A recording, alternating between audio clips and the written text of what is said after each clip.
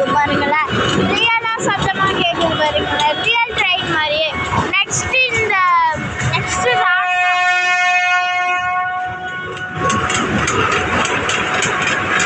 அப்புறம் இந்த ராட்னம் பாருங்களேன். இந்த ராட்னம் அப்புறமேட்டு அந்த இது அப்புறம் இந்த நாட்டம். இப்போ நான் எதில் போக போகிறேன்னா இதில் தான் போக போகிறேன். ஓகே, நான் எல்லோரும் லைக் அண்ட் சப்ஸ்கிரைப் பண்ணிடுங்க. நான் போகிற வீடியோ இப்போ காமிக்கிறேன்.